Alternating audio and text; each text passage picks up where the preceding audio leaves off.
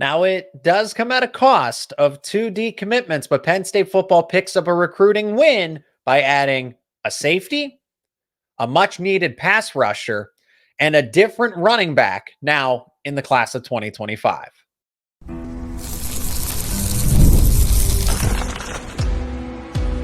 You are Locked On Nittany Lions, your daily podcast on the Penn State Nittany Lions.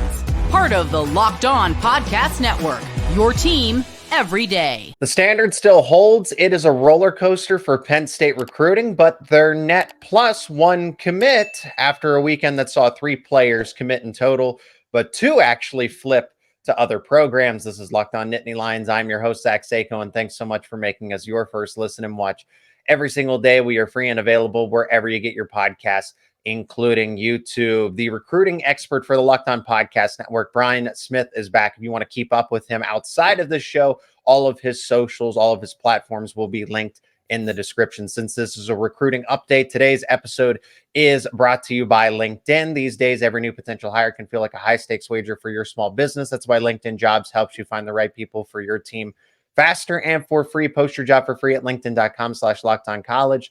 Terms and conditions apply. So Brian, Penn State, like I said, is positive. 1 more commitment. They end up getting a replacement running back, or just a running back to fill Alvin Henderson, who decommitted. They finally get an edge rusher in Cortez Harris, and they add a safety in Braswell Thomas, but it comes at a cost. Alvin Henderson flips to Auburn, who you cover very closely, and linebacker DJ McClary is going to stay home in New Jersey and flip to Rutgers. I see this as a win because you offset the running back loss and you gain a much needed pass rusher. But where do you see things from Penn State's point of view? This is just the price of doing business. I told somebody a couple years ago, and I think this is minimum now, but you're going to gain 3 kids that you flip, and you're going to lose 3 kids in about every class. It's just the way it is. It doesn't matter the team. Kids are going to decommit, especially with NIL and their thought process on how quickly they can play at one school or another. It's very complex. So if you lose a couple kids, it's just par for the course. Penn State's one of the few programs that gets that, I think, and they're always ready with another guy. So they're not hurt as much. There are other programs that I laugh at when a kid decommits and they don't have a backup plan. That's on you, not on them. Penn State seemed very prepared, to put it lightly, as far as the whole Alvin Henderson flipping to Auburn, and then Jabree Wallace-Coleman visits the exact same day, right? I'll have more on this in the final segment with Zach Blackerby from Locked On Auburn, actually understanding why this all happened with Alvin Henderson. But Penn State scheduled a visit with Jabree Wallace-Coleman the same day Alvin Henderson flipped, and that visit was scheduled well in advance too. Okay, so Penn State knew this. They were firmly all in on making sure that they secured 3 running backs. And honestly, it's apples to oranges here, Brian. The way I look at it, Jabree Wallace-Coleman and Alvin Henderson, yeah, you might look at a ranking or 2 and say, okay, Henderson's ranked higher here. But Wallace-Coleman is just as highly regarded as Henderson is. So it's not like there's this significant drop-off. It's like, well, that's a loss because Alvin Henderson was so much better. At the end of the day, we won't know until these 2 play college football. But the recruiting rankings say they're pretty close to one another. Yeah, I wouldn't put a lot of stock in it. The positions where I worry when you lose never change. It's quarterback, defensive line, and corner. Those are the 3 that are concerning, and to a certain degree, offensive tackle. There's some nuances to that, but offensive tackle specifically, that spot, because it's about height and length. The other spots, when you miss a guy, the next person in line, or even 10 spots down the road, the difference is a lot closer. Like D-tackle, there are about 10 of those guys in the country that are different than everybody else. Mm-hmm. You don't get one of those, you're in trouble. And like there's 2 or 3 schools that get the majority of them. That's why they're at the top. Yeah, it's Georgia, Alabama, LSU, Ohio State, Clemson. That's why those programs have been dominant. Penn State didn't lose a D-tackle. They didn't lose a quarterback. They didn't lose a corner. They'll be fine. And that was just that another part of it too. We've talked about how their goal is to get at least 5 defensive backs. And they've already checked that off as early as they've had in the recruiting cycle, right? That final defensive back didn't come in September, October. No, they got their shutdown number 1 cornerback, or at least who they project to be, in Darius Dixon. Then they get that complimentary cornerback and the versatility of, we talked of Jameer Joseph. We have the slot cornerback in Xavier Thomas, and now you have your safety spots filled out. And again, these guys are so versatile that they could, at the end of the day, play cornerback. I'm not going to project them and say they have to be at this spot, but where they are right now Braswell Thomas to go along with Antonio Branch. Terry Smith is putting in overtime. The fact that all 5 defensive back spots are filled and they could still go get others with how much time is left before National Signing Day is a win in itself, Brian. Yeah, if you add any quality players like that towards the end of the cycle, and it's kind of weird, like recruiting's 2 cycles now in one, because June, early July, then there's a little break, then late October it heats up again. Penn State's doing well. This is going to end up a top 10 class or thereabouts. I have confidence in their staff. I've said it many times on your show. Adding players like that, they're going to be fine. Now they just got to close on some of the elite kids like everybody else does at the end. That's when the real nervousness happens. Those elite kids that wait to the very end. I feel like it was a long time coming. Penn State needed that true edge rusher. And they have Deshaun Burnett, but he's listed as a linebacker, could move down to defensive end. He's versatile, but they get Cortez Harris, one of the top prospects out of the state of Maryland. And it's just like, it's about time, Brian. I don't know what's been going on, but they finally get a pure defensive lineman on the board. Weird. I was wondering when you were going to start bringing, like, Penn State's been so good on defense, you would think, and I know that the coordinator changed. I get that, but it's still Penn State. They've always recruited Maryland, Virginia, New Jersey, PA really well, and there's plenty of those kind of guys. It's weird they didn't have one. I don't know how you define that, but they got the first. Maybe it'll come in bunches. Maybe they'll get another one in the next couple of weeks. It's possible because there's going to be a ton of kids commit between now and about the 10th of July. So I'm curious if they can get at least one more D lineman, because I know they don't want a class with 1 or 2. They need to get at least a couple of them in the summer, so they're not putting all their eggs in the weight basket, or these kids there's nowhere to go if they don't come your way. Like, there's no more time. So need to have some of those spots filled. Well, more on Cortez Harris. I thought it was interesting, his commitment post. There was an interesting detail in there. We're going to discuss that, plus the loss of DJ McClary. So now they get a defensive lineman commit, but now they're actually down to 1 true linebacker in this class of 2025. We'll discuss after a word from our sponsors. And today's show is brought to you by FanDuel, the official sportsbook of Locked On. I love sports, and I love them so much that I never want them to stop. But as the playoffs wind down, we get fewer games, and the sports aren't exactly sportsing like we all want them to. But FanDuel lets me keep the sports going whenever I want. And all I have to do is open up the app, dream up bets anytime. I'm in the mood. And this summer, FanDuel is hooking up all customers with different boosts or different bonuses daily. That's right, daily. There's something for everyone every day, all summer long.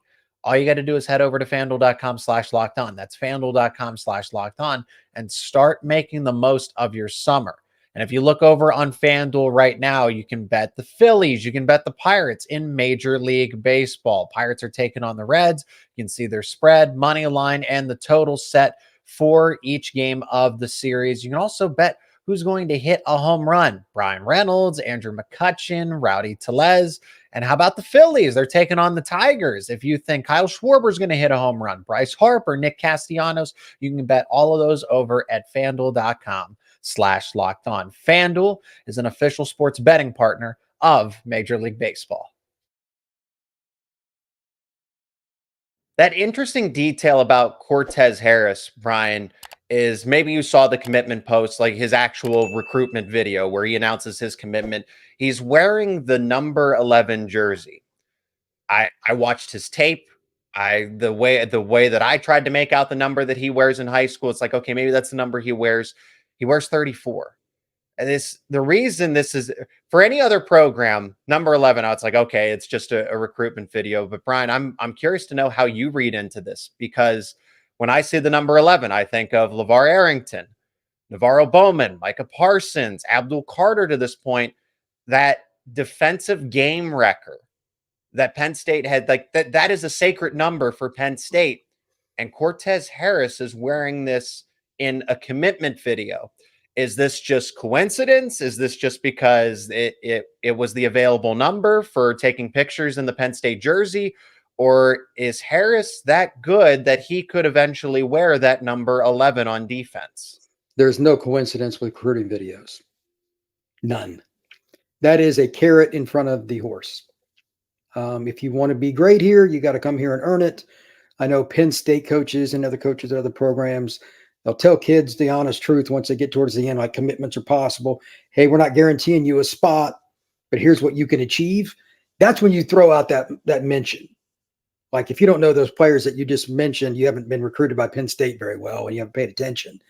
Obviously, if you're a linebacker or an edge guy being recruited by Penn State, you're going to hear those names at some point. You're going to see their jerseys in the hallway.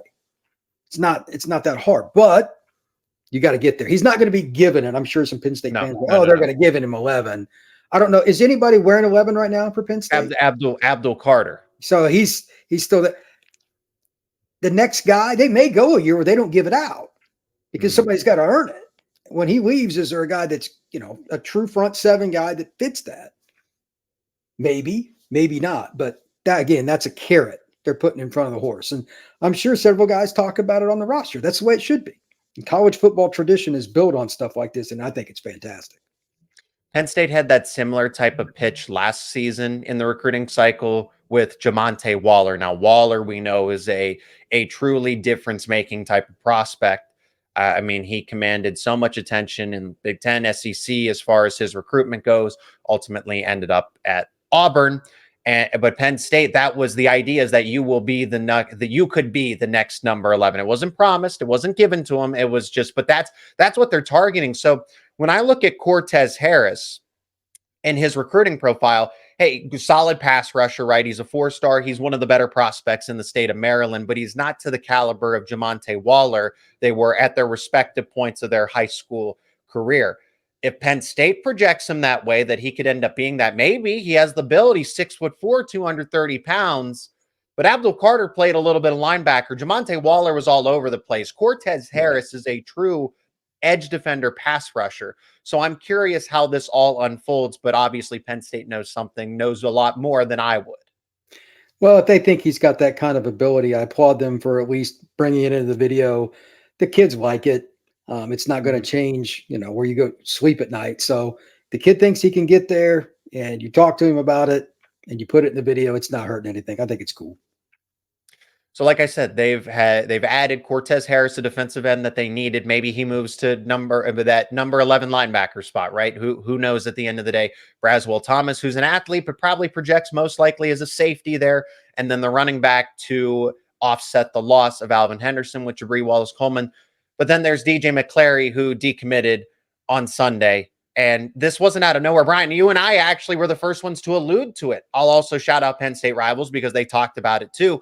But you and I were one of the ones to have that first conversation saying, Penn State continues to recruit linebackers. Why are they going after Ty Jackson? Why are they pushing for LeVar Arrington's son, LeVar Arrington II, so much when they have 3 current linebackers committed, Deshaun Burnett, Alex Tatch, and DJ McClary? Something's not right here. DJ McClary being the one out of state, Burnett and Tatch are both in Pennsylvania. McClary's was the odd man being, and not so much. It wasn't far away, but he was in New Jersey. Then all of a sudden he takes the visit to Rutgers, and it's an official visit. And it's like, okay, when Penn State commits take official visits, that is not a good sign. And then ultimately it finally happened back to back like this. Alvin Henderson one day, 48 hours later, DJ McClary. When these guys were at the top of your class of 2025, again, Penn State has offset the one loss at running back, but now I kind of feel like they're back to where they started at linebacker.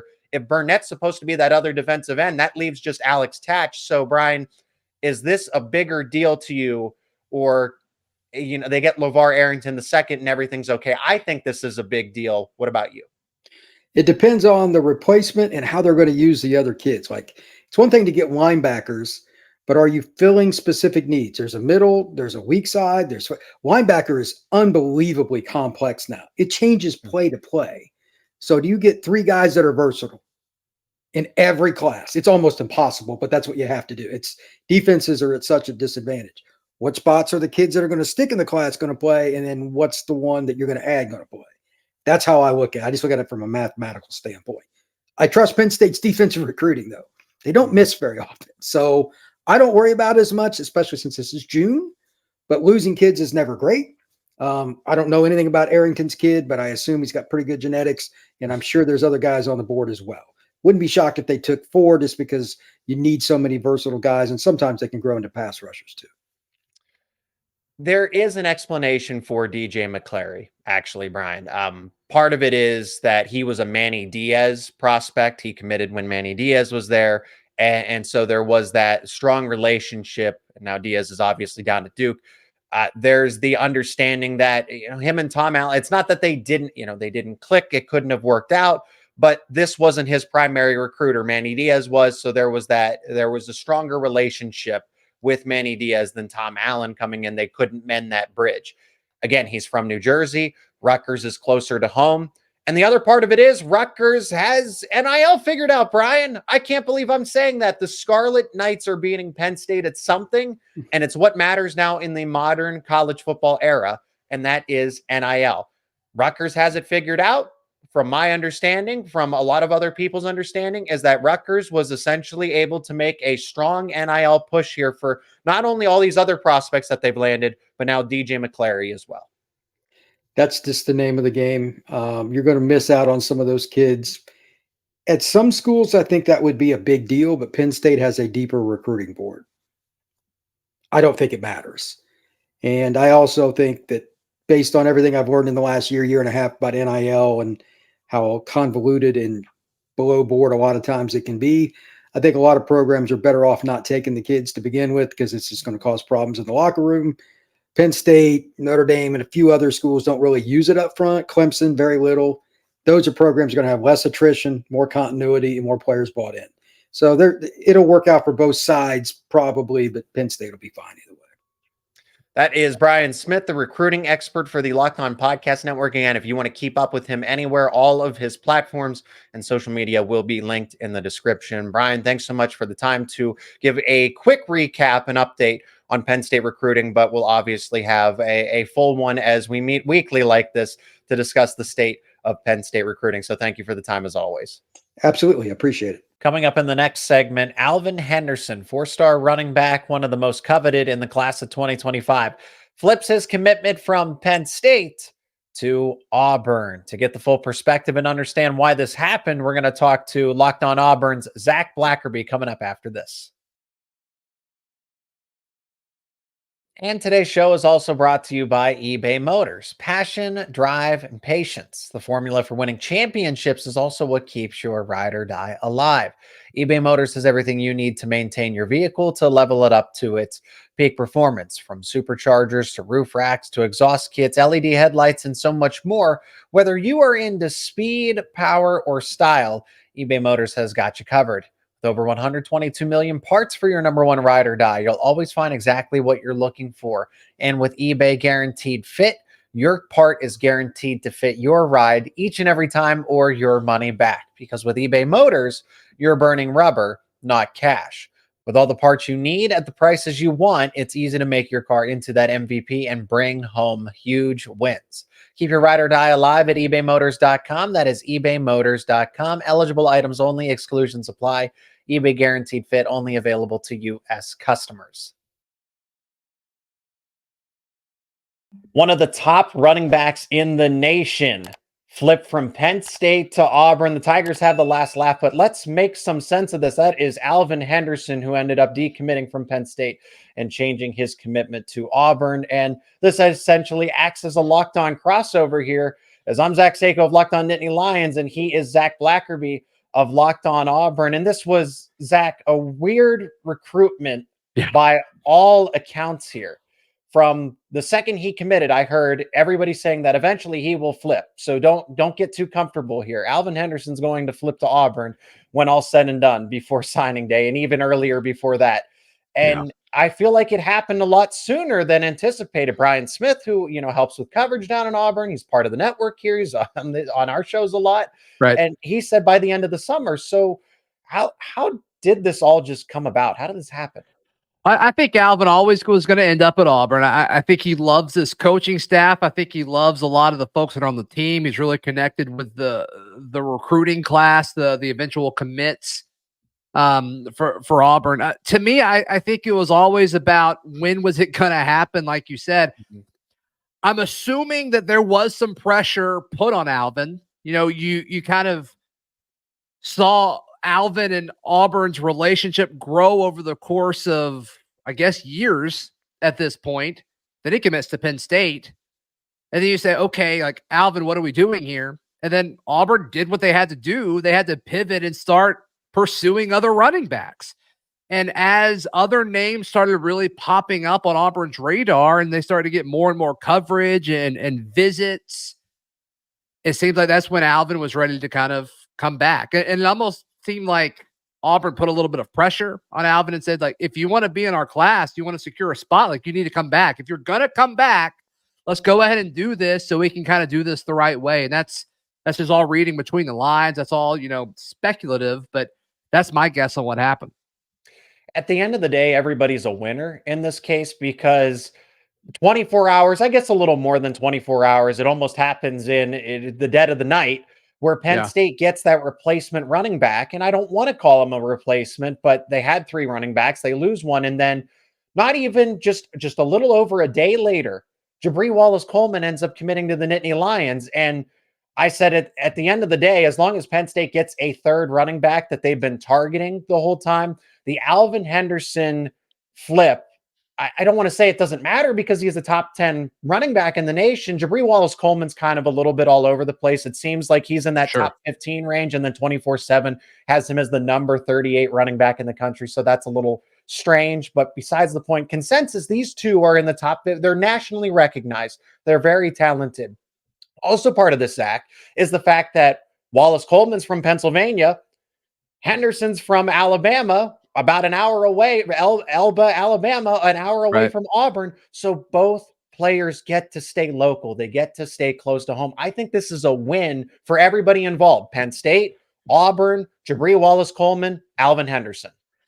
Yeah, I mean, that's a huge aspect of why he is so important for Auburn is Hugh Freeze, especially with the transitional period of what's happening in Tuscaloosa with Nick Saban stepping away at Alabama. Hugh Freeze and this Auburn staff, they see this as an opportunity to send the message, say, hey, let's get as many top players in the state of Alabama as possible. Alvin Henderson is the top running back in the state of Alabama. So, from a messaging standpoint, I think it's huge. Also, Alvin is legitimately a really good running back and a good player, as you've mentioned several times there, Zach. So, sure, yeah, the Penn State staff, like, they're good at what they do. They had to know this was an option. And I guess with the timing of that, they were probably pretty aware of the timeline of what was going to happen. And that's just it, because Jabree Wallace-Coleman's visit was conveniently, almost a little too convenient, right? Alvin Henderson flips on that Friday. Yeah. And Jabree Wallace-Coleman's coming into town the exact same day. And then the commitment happens the adjacent Saturday, right? So Penn State is not dumb. James Franklin is not dumb. The recruiting staff had to know, because if you and I are hearing these things that, hey, we know that Alvin Henderson could be a flight risk for Penn State. Oh yeah, we've talked daily about this. For the last 2 or 3 weeks? I mean, we all kind of knew that this was coming. I want to hear your thoughts, like the Penn State side of this, in regards to, okay, it was down to Auburn and Miami, then Penn State sweeps in and kind of gets his commitment when he made that first announcement. But then he goes to Penn State on the official visit and talks about how locked in he was. And then you start hearing all these rumors that he's about to flip. Give me the Penn State side of this. Like, how did everything go down from y'all's point of view? Well, I was definitely skeptical, right? And that was the point that I had made to Brian. Brian and I had the initial reaction together on Locked On Nittany Lions, saying, he gives multiple interviews, great quotes that seem like, hey, yes, he is 110% committed to Penn State. And your response is, it's time to flip Alvin Henderson. So I'm like, okay, if the Auburn side of all of this is really confident after he just gave some of his best interviews for what would be the Penn State perspective, what all does that it was just too contradicting at the end of the day. And again, Penn State was going into Auburn territory to recruit this kid. And I give a lot of credit to Penn State for trying this. They recruit 100%. Florida as well as they can. The fact that this was even a battle. But Zach, I want to ask this back to you. Yeah. I can't help but think that Alvin Henderson's commitment to Penn State was almost out of spite against Auburn. Is that Am I off track there, or is it just, maybe Alvin Henderson, like, hey, Saquon Barkley, Miles Sanders, all the Nicholas Singleton and Katron Allen in the modern day, and was kind of sold on that aspect? Or was there maybe some tension between him and Auburn at one point in time that maybe would have said, hey, I'll look elsewhere for my commitment options? If there was any tension, I would think it would have came after he committed to Penn State, because every time the media was granted access to any part of spring practice, like Alvin was there. Like, he was on the sideline. Like, he was there so much, Zach, where I can't imagine there was any spite or anything that Alvin may have been upset about. And obviously, with any kind of recruitment talk, NIL is a factor. So we don't have access to, the full details of every sort of potential or hypothetical deal that may or may not have been discussed. So there's always a chance of that. But based off of the conversations that I've had with folks close to Alvin and folks that know Alvin personally, I think he was just enamored with Penn State, because you mentioned the long trail of running backs, and Saquon Barkley is one of my favorite players in the league, has been for quite some time. And I loved what he did at Penn State. If you're a running back, like, you've got to listen. But, Auburn's had some good running backs too. They're kind of in a lull, but I mean, they've had some good backs too. So to me, I think he was always just enamored with Penn State. I mean, this is a guy from Elba, Alabama, and I can't imagine Penn State has gone to Elba, Alabama too often.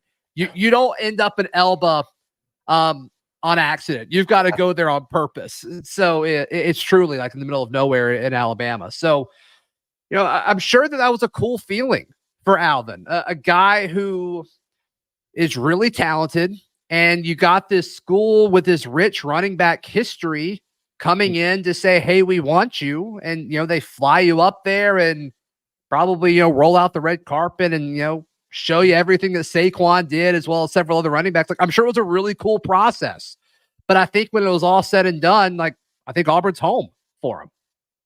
And that's just where it felt like a waste of time in some sort of sense. Sure. Because he turns around with those final interviews, giving the most recent quote saying, I always knew Auburn was home. Hugh Freeze treated me like a priority. I don't think that's a slight at James Franklin, that they definitely made Alvin Henderson a priority with the way that they recruited him and tried to get him in the most convenient situation possible. And then the message to him as well, again, in Alabama, going to recruit in Alabama when they're up in Pennsylvania.